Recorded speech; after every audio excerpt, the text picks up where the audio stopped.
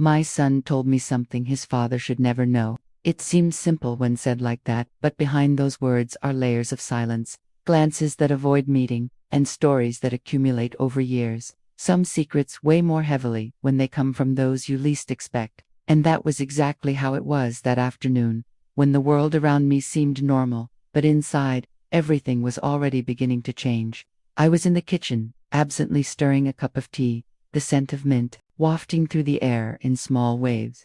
It was an ordinary day, the kind we believe will pass without leaving a mark.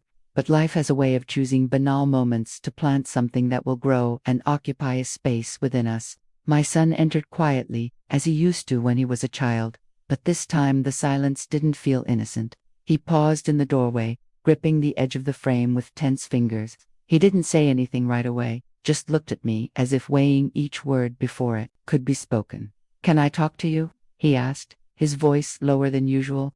I turned to face him, trying to read what would come next in his face. But there were no clear clues, only that mix of vulnerability and urgency that made me put down my spoon and sit at the table. He sat across from me, but his eyes were averted, as if the ground were safer than my gaze. The afternoon light streamed in through the window, cutting the air in golden streaks, and in this contrast, I could see tiny dust particles dancing, as if time had slowed down to listen to. He took a deep breath, and before he even spoke, I felt a tightness in my chest. Years ago, I learned to sense when something important was about to happen, small changes in his breathing, in the way he moved his hands, in the pause between one sentence and the next. "What I'm going to tell you, Father can't know." The weight of those words fell on me like a stone. My immediate instinct was to ask, why, but something made me wait. Knew that, if I interrupted, I risked breaking the courage he was gathering. I remembered when he was 8 years old and came to tell me he'd broken a vase in the living room. It wasn't the vase, it was the fear of his father's reaction. And in that moment, sitting across from me, I saw the same boy trying to be a man. "There are things I can only talk about with you," he continued, and I felt that this sentence, though simple, was both a gift and a burden. My son, now a grown man, still saw me as a safe haven, but at the same time, it confronted me with something that could change the way I view my own family. The distant sound of a car passing by on the street seemed to drag the moment along for a second. I realized I was holding my breath, as if my calm could help him carry on. "It's about something that happened a few months ago, and I don't know how to deal with it." His voice wavered, and I saw in his eyes a reflection of what I felt, fear and a need to be understood. He reached out his hand across the table, and when his fingers touched mine, I felt his skin warm and slightly tremble. It was an almost childish gesture, but loaded with meaning. The words that followed weren't easy to digest. They were about choices made in secret, about encounters that shouldn't have happened, and how this was eating away at his sleep night after night. He didn't use names at first, as if trying to protect someone, or perhaps protect himself from me. But as the conversation progressed, the pieces began to fit together, forming a picture I wasn't sure I wanted to see. As he spoke, my gaze wandered out the window, but I heard every syllable as if it were engraved directly into my chest. The sound of the street faded, and all that remained was that confession between us, surrounded by memories that insisted on surfacing. I thought about his father, about what it would mean for him to know. But I also thought about my son, about the weight he carried, alone. And, deep down, I knew, telling the truth isn't always the right path. Sometimes, protecting is more important than revealing. He stopped talking and watched me, as if my reaction would determine what would come next. My silence wasn't one of judgment, but of caution. I knew one wrong word could close that door forever. So I simply squeezed his hand, signaling that I was there, that I wouldn't let him sink alone in that current. But inside, something was already stirring, like a slow, inevitable tide, bringing to the surface feelings I couldn't yet name. And as he lowered his eyes, as if he'd just undressed before me, I realized this conversation was only the beginning. That from then on, something between us would change, and there would be no going back to the way it was before. He kept his hand on mine for a few more seconds, as if trying to transfer some of the weight he was carrying, or maybe searching for strength in the silence that settled between us. I could feel his breathing quicken, the kind of breath you only have when you're about to say something that will change the course of everything. I looked at him, trying to project calm, but inside my heart was already unsettled. There are moments in life when you realize you're stepping into unknown territory, and I knew that's exactly where we were heading. I don't know how I got myself involved in this, but now I don't know how to get out. The words came heavy, laced with a mix of regret and attachment. He wasn't talking about a single isolated event. This was a web of decisions and emotions tangled so tightly it was impossible to undo without hurting someone. I wanted to ask for details, to know who else was involved, but at the same time, I feared the answer. Because sometimes the truth doesn't just hurt, it completely changes the way you see the people you love.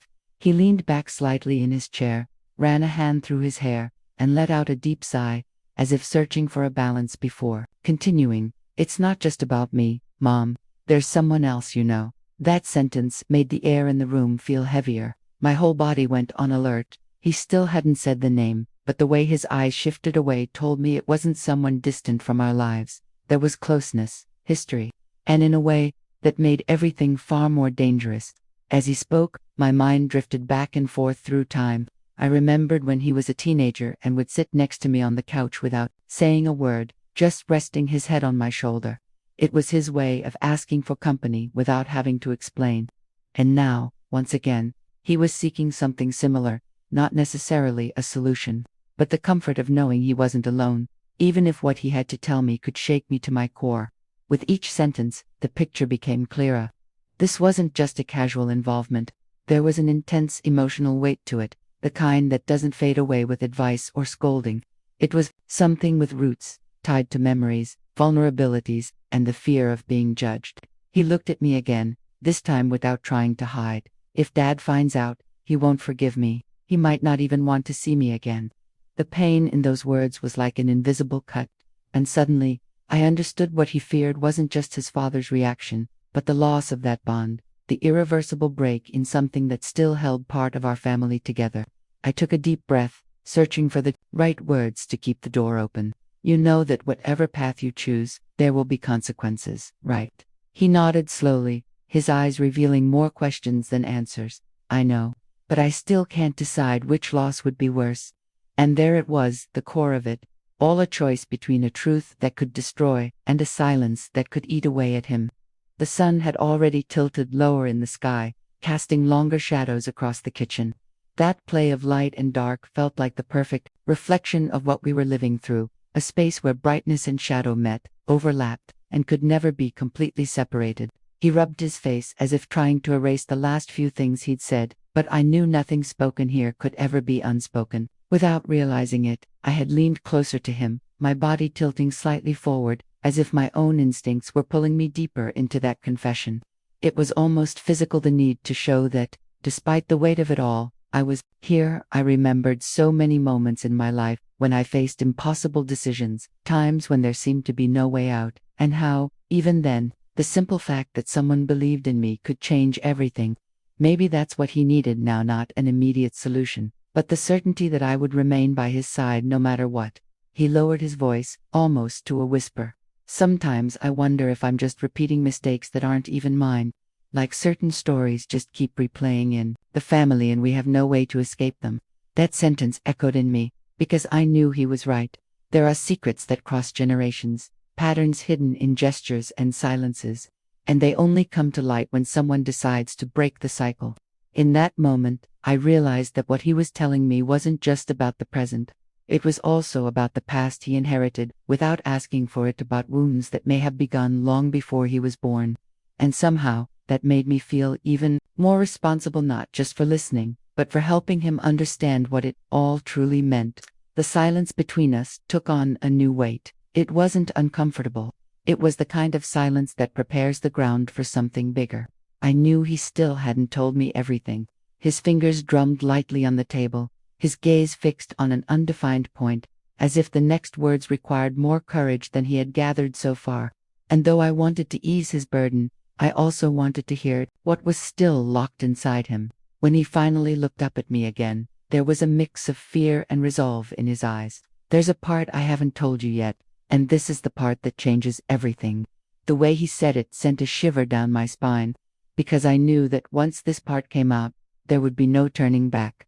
He didn't break eye contact when he said it. Those words, "This is the part that changes everything," hung in the air like a fragile glass ornament you're afraid to touch because the slightest movement might shatter it. His hands were steady, but his eyes told another story. I could see the hesitation there, the quiet war between wanting to protect me and knowing that once he spoke, the weight would no longer be his alone to carry. My mind raced ahead of his silence, running through every possible scenario, every hidden truth that could justify that kind of preamble. I could almost hear the ticking of the clock behind us, marking each second he didn't speak. "You don't have to tell me," if I started, but he cut me off, his voice firm yet trembling at the edges. "No, you do need to know, because if I keep this to myself, I'll drown in it." There it was, that quiet desperation you recognize instantly when it comes from someone you love. The kind that doesn't scream for help but rather stands on the edge, hoping someone will notice before it's too late. I leaned in, elbows on the table, letting him see that he had my full attention. Not as a judge, not as someone to be convinced, just as the person who had been his safe place since before he could remember. He took a slow breath, as if each word needed to be measured before release.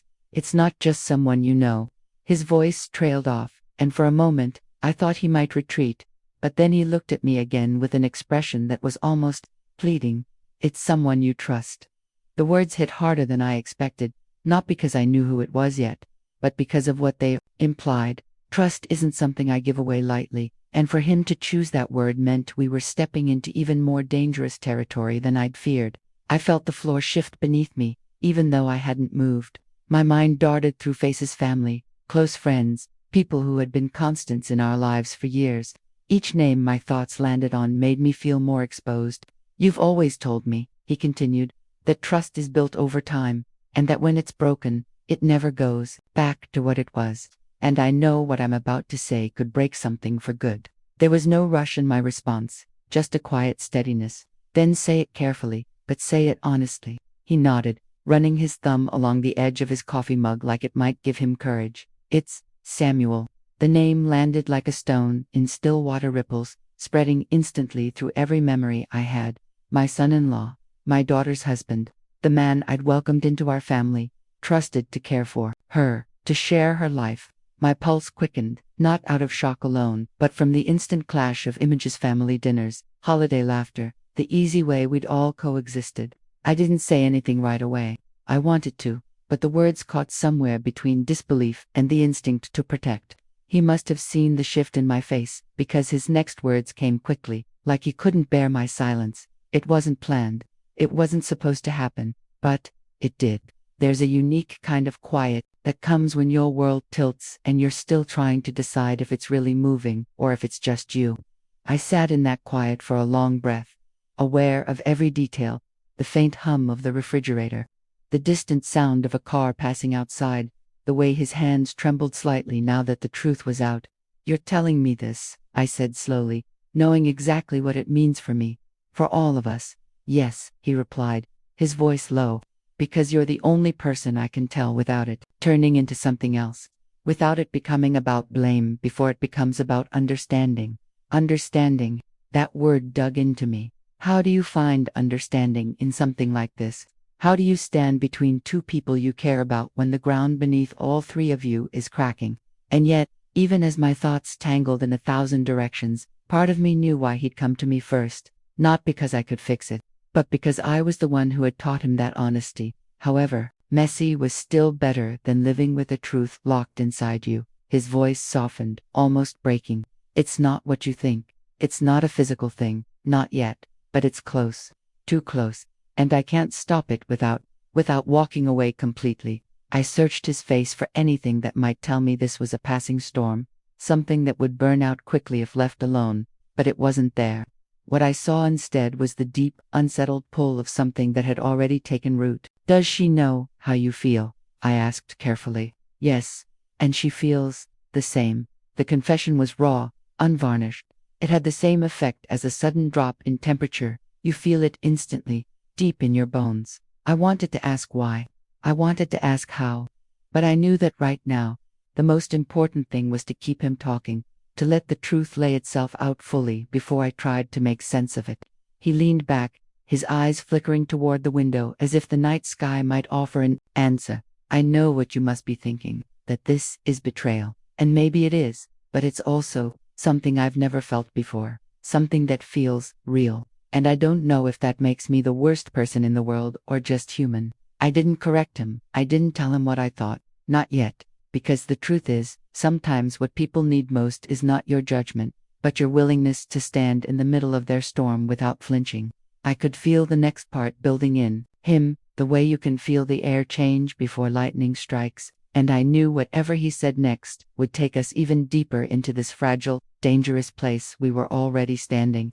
His next words came slower, like he was testing each one in his mind before letting it out, afraid of what they might sound like once spoken aloud.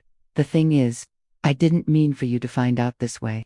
I wanted to figure it out first, to decide if it was something I could bury before it hurt anyone else. But the more I tried to push it down, the more it kept coming back, stronger, clearer. He ran both hands over his face, the kind of gesture you make when you're trying to rub away thoughts you don't want. It's not just attraction, he continued, eyes dropping to the table between us. It's like she sees me, the way you see me, and I haven't felt that from anyone in years. That comparison landed in a place I wasn't ready for. It wasn't flattery, it wasn't an insult. It was a connection, a bridge, between what he felt for me and what he claimed to feel for her. And suddenly, I realized that to him, both of those feelings were born from the same place, being truly seen. My mind felt like it was working twice as fast as my heartbeat, trying to process what this meant, what it would do to all of us. I thought about my daughter, Jessica, about her smile, about how she had no idea the foundation under her feet was already cracking. Charles, I said finally, my voice low, this is a path you can't just wander down and expect to walk back from BAFTA. Once you cross it, there's no returning to the way things were. I know, he whispered, and maybe that's why I'm telling you. Because you're the only person who won't look at me and see just the mistake. You'll see the person behind it. That last sentence almost broke me, because he wasn't wrong. My instinct wasn't to punish him, it was to understand him. But understanding doesn't mean agreeing, and it doesn't mean ignoring the damage something could cause. Outside, the wind had picked up, rattling the windows slightly, like the world was listening in on our conversation. He reached for his glass of water but didn't drink it, just held it in both hands as if grounding himself. We never planned it, he said again, quieter now. It just happened. She listens to me in a way no one else does. She asks me questions no one else thinks to ask. And when I talk, I don't feel like I have to hide the parts of me I've learned to keep hidden. I thought about how many times people convince themselves that connection is reason enough, forgetting that connections can also destroy. And what about Jessica? I asked, careful not to let my voice turn sharp.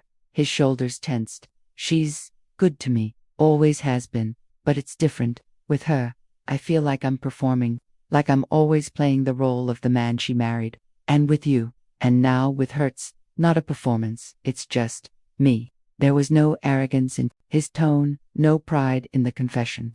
If anything, it sounded like shame wrapped in longing.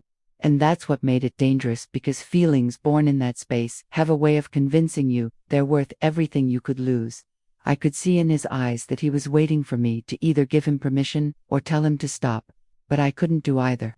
This wasn't a decision that could be made in a single conversation. Do you think, I asked slowly, that what you feel is worth the fallout, worth the people you'd hurt to have it? He looked at me for a long moment, and then, almost painfully, he nodded.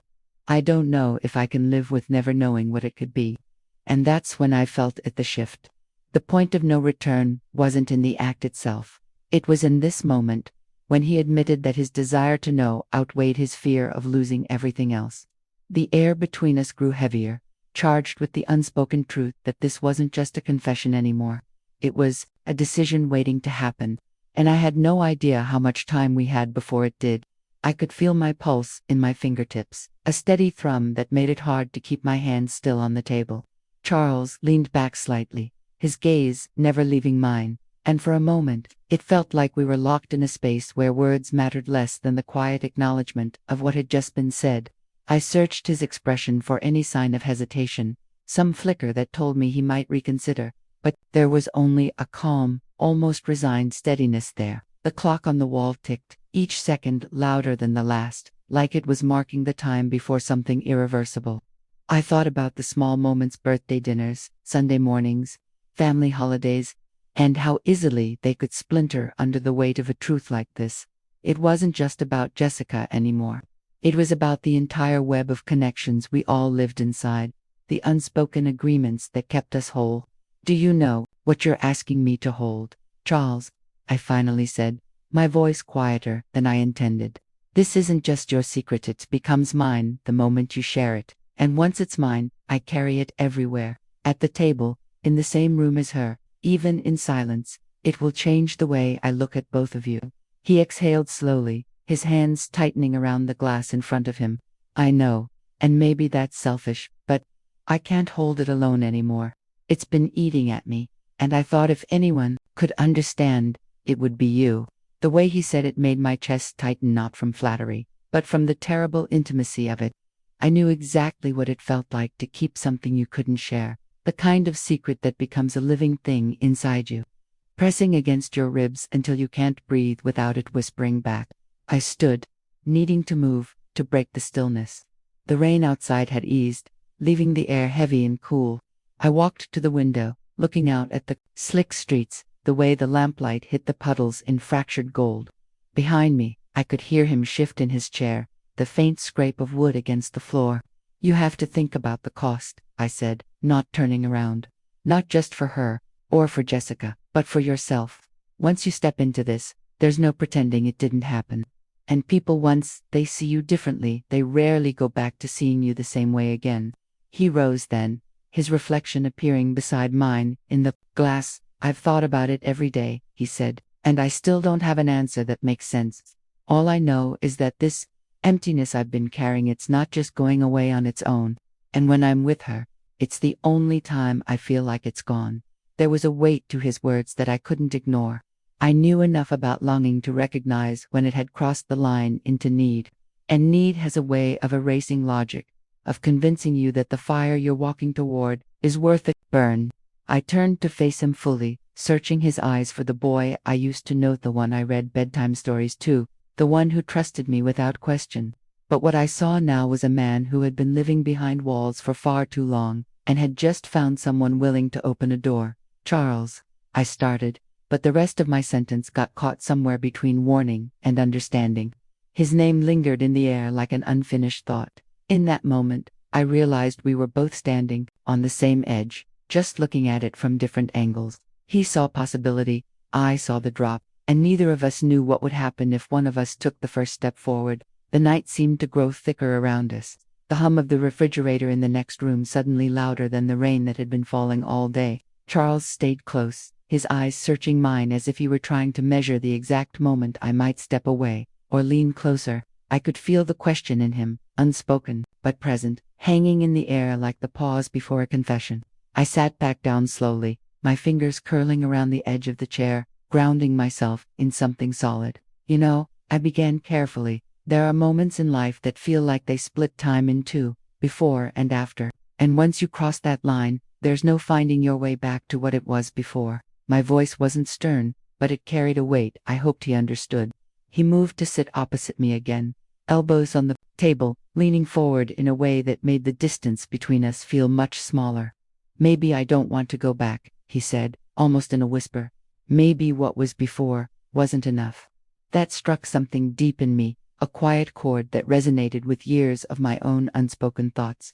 There were times too many, if I was being honest, when I'd looked at my own life and wondered if I'd just been coasting, doing what was expected, staying where it was safe because it was easier than stepping into the unknown. But this wasn't about me, not entirely. And I had to keep reminding myself of that. I studied his face, the way his jaw tightened, the subtle flicker in his eyes when he spoke about her. You need to understand, I said, that what you're feeling now, it's intense because it's new, because it's breaking through the routine you've been stuck in. But newness fades. And when it does, you'll have to live with the choices you made in its name. He didn't flinch, but his gaze softened, almost as if he could see I was speaking from my own history as much as from caution for his. And what if I've thought about that? He asked. What if I've already weighed the risk, and I still can't let it go? A slow exhale left me before I realized I'd been holding my breath. That kind of certainty, or the illusion of it, was dangerous. It could lead people to justify anything. I stood and walked to the counter, pouring myself a glass of water more for the distraction than the thirst. The coolness of the glass in my hand grounded me for a moment. When I turned back, he was still watching me, his expression unreadable. "You think I'm judging you," I said quietly. "But I'm not. I'm worried. There's a difference." His eyes softened again, and he nodded slowly, like he'd been expecting me to say that. "I know," he said. "And maybe that's why I came to you first. You've always been the one person who sees past the surface." Those words stayed with me longer than I wanted to admit, because, as much as I wanted to keep this distance, to be the steady voice of reason, there was a part of me, small, quiet, but insistent, that understood exactly why he couldn't let it go. The air between us felt charged again, like the room itself was holding its breath, and I knew, with unsettling clarity, that whatever came next would not be something we could undo. The silence stretched between us, but it wasn't empty. It was the kind of silence that hummed with things unsaid, with the weight of 1,000 small moments leading to this one. Charles shifted in his chair, leaning back slightly, but his eyes never left mine. There was something steady in them now, less restless, as if he'd made peace with whatever answer I might give Evan, if it wasn't the one he hoped for. I felt the pulse in my neck, slow and deliberate, almost in sync with the ticking of the clock on the wall. It reminded me of those nights when I'd sit up late with Richard, before life became a string of predictable days, before the spark turned into habit. But this wasn't Richard. And this wasn't the same. "Tell me," I said finally, "what do you think this really is? If you had to put it into words." My tone wasn't accusatory, it was curious, maybe even cautious. He took his time, his gaze drifting to the faint lights spilling through the blinds. "It's not something I've felt before, not like this. It's not just attraction or comfort. It's recognition, like I've been looking for this connection my whole life, and only now I've found it." His voice faltered for just a second, but he recovered quickly. "And it scares me a little, because it makes everything else feel less important." That last sentence settled in my chest like a stone. I knew that feeling the way one connection can suddenly make the rest of the world seem distant, muted, almost irrelevant. It's intoxicating, yes, but it's also dangerous. It changes the way you measure everything else. I stood and moved toward the window, needing the cool night air, needing to see something beyond the walls of this conversation. The street outside was quiet, only the occasional car passing, its headlights briefly cutting through the darkness. "You know," I said softly, "sometimes the thing we think will save us can also undo us. The same flame that warms you can burn everything else down." His reflection in the glass was still, listening. I could see the outline of his hands resting on the table, fingers curled loosely, but not relaxed. "I'm willing to take that risk," he said, "because living without it feels like I'm not living at all." I turned back toward him, and for a moment I wasn't sure which of us looked more vulnerable. There was something almost defiant in his gaze now, but it wasn't arrogance, it was conviction, the kind that doesn't come from impulse, but from the quiet, steady build of something you've felt for a long time. The rain outside had eased into a mist, the kind that softens the edges of everything it touches. I moved closer to the table, resting my hand on the back of the chair. "Then you have to promise me something," I said. "What's that?" "That you won't mistake the intensity for permanence. That whatever happens, you'll treat it with care, with respect." My voice dipped lower on that last word, and I saw it land in his expression, the subtle shift in his shoulders. He nodded once, slowly, almost solemnly. "I can do that."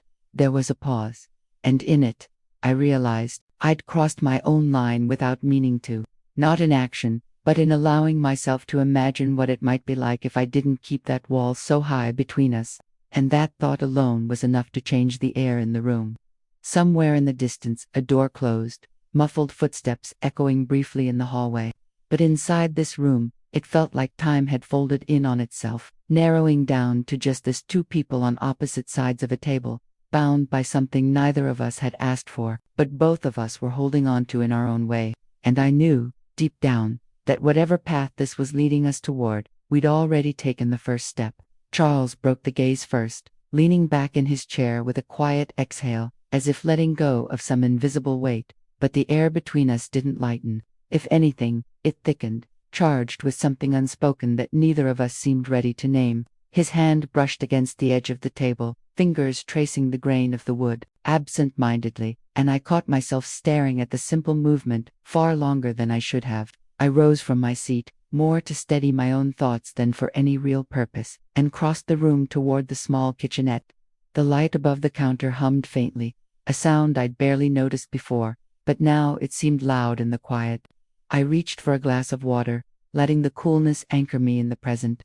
Behind me, I heard the soft scrape of his chair against the floor, followed by slow, deliberate footsteps. When I turned, he was closer than I expected, close enough that I could see the faint shadow of stubble along his jaw, the way his eyes softened when they met mine. "You always seem so calm," he said quietly, "even when I know there's more going on beneath the surface." I gave a faint smile, though I wasn't sure if it was for him or for myself. "Calm is just another kind of armor, Charles. Sometimes it's easier to wear it than to explain what's underneath." He tilted his head slightly, studying me. "And what's underneath right now?" The question lingered in the air, not demanding an answer, but inviting one. My fingers tightened around the glass as I searched for words that wouldn't give away more than I intended. "Memories," I said finally, "and maybe curiosity." Something shifted in his posture, a subtle leaning forward, as though the space between us had grown too small for the weight of what we weren't saying. I stepped past him, moving to the window, needing that sliver of distance again. The mist outside had turned into a light drizzle, the streetlights casting halos on the wet pavement. "You know what's strange?" he said from behind me. "I don't feel like I'm talking to my grandmother right now, not in the way the world would define it. I just feel like I'm talking to you." His words landed with a quiet precision that made my chest tighten.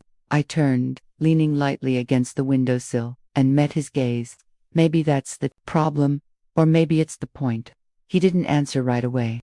Instead, he walked to the opposite side of the room, as if putting a little space between us would make it safer to continue. "I think," he said finally, "we're both too aware of what this could mean, and not enough of what it already is." The rain picked up again, tapping gently against the glass. The sound was oddly comforting, like a rhythm only the two of us could hear. And in that rhythm, I felt the steady pull of something neither of us had asked for, but were both unwilling to let go. I didn't move, didn't speak, just stood there, letting the moment stretch until it felt almost fragile. Because deep down, I knew that whatever came next would change us again, in ways we couldn't predict. I came back home, and everything looked exactly the same. The pictures on the wall, the familiar scent in the kitchen, the clock ticking at its usual rhythm. But inside me, something had changed forever. It was as if I carried a silent secret, not made of words or gestures, but of presence, of a gaze that cuts through layers and sees what's hidden. I knew life would go on, routines would return, but I also knew that connection hadn't been left behind in that hotel room. It was with me, pulsing in every memory. And deep down, I felt this wouldn't be the last time he would surprise me. But that is a story for another day. What would you do if you felt that kind of connection?